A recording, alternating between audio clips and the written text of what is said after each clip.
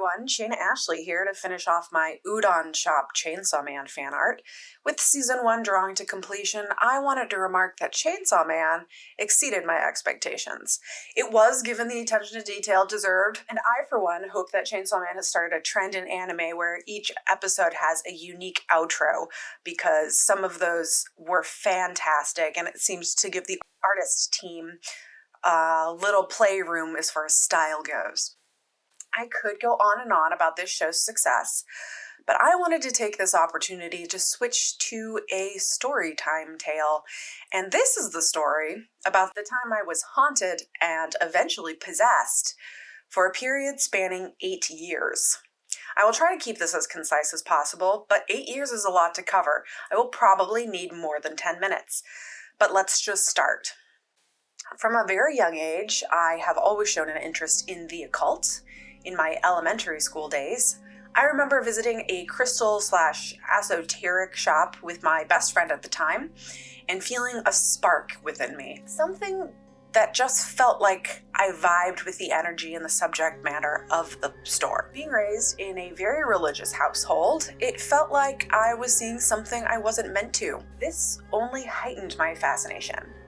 My friend and I tried to test and see afterwards if we could make little things happen, such as buds grow on plants and harmless things, but I remember at that point desperately wanting to be a witch, which I'm sure a lot of young girls have. Now let's jump to my late teens and early 20s. I began to get very interested in astrology, palmistry, and tarot. I studied them and began to understand myself a little bit more, and now I can see astrologically even why I am drawn to all of this. I was always told that you should be given your first deck of tarot, and lucky for me, I was. A friend gave me a very basic Rider-Waite deck, and I began to practice daily to learn the cards and determine if I had any ability to predict things. And as it turned out, I do. The way I read tarot cards, and it's different for everyone I'm sure, is by feeling with my hands.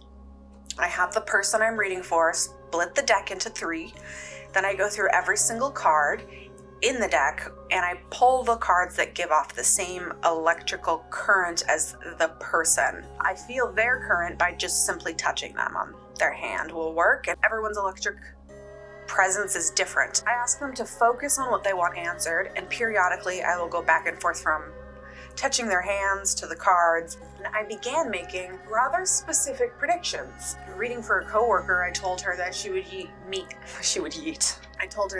meet a younger man in spring, and I was right. Most of the time, though, it seemed like people didn't know exactly why or what they wanted from the reading, so I just end up picking up things about them and their lives and having a heart-to-heart with them. I one time did a Halloween party where I brought my cards and offered to give anyone who wanted one a reading, and after only 3, I simply felt exhausted. Using my energy to read for them was completely draining.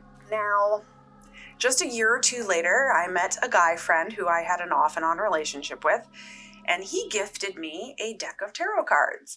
He said that they were his grandmother's, and they did seem to be worn with use and yellowed from age. I was delighted at the time with the idea that some old Polish lady wore in this deck, and now I get to read with it. From the very first time I used this specific deck, I could tell that they were somehow much stronger than my first deck. Readings were much quicker, and the energies I was searching for seemed to be resonating with these cards. I was, of course, ecstatic. I thought the cards were elevating my abilities and no longer used any other deck. Now, in ways that I will save for another day, this time in my life was very difficult for me. I was pushed to my emotional and psychological limits for the next few years.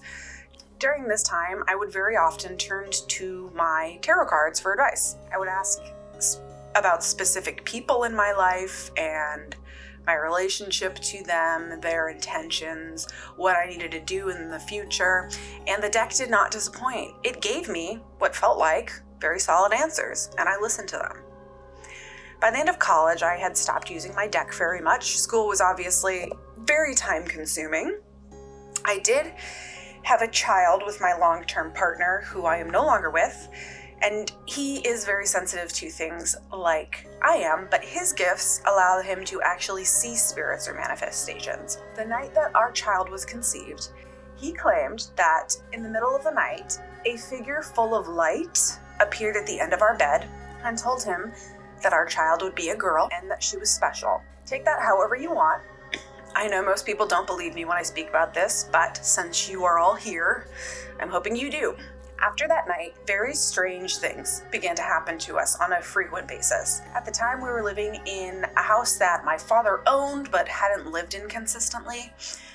I believe when buildings are unoccupied, it provides stagnant air and allows things to linger if that is what they wish. And I figured this was why things started to happen. I always had this weird feeling coming from the bathroom and an attached closet in the master suite. It felt just off to me. I remember one day after coming out of the shower, at the top of the mirror, which was only inches away from the ceiling, there was a downward facing handprint. So fingers facing the floor. And I did not know how it got there. I tried to duplicate it by standing on the counter. I could not get my hand to lay flat on that mirror with my fingers down while standing. Your elbow just gets in the way. Like, you cannot do it. I even brought in a chair to stand on and tried. And I told my boyfriend and he agreed it was very odd. A few nights later, my boyfriend and I awoke at the same moment in the middle of the night. I do not know what time. I'm assuming it was probably around 3 a.m. as the light of our ceiling fan turned on. Now, in that room, the only way you can turn the light on is either the switch by the door or there's a little remote that controls the fan.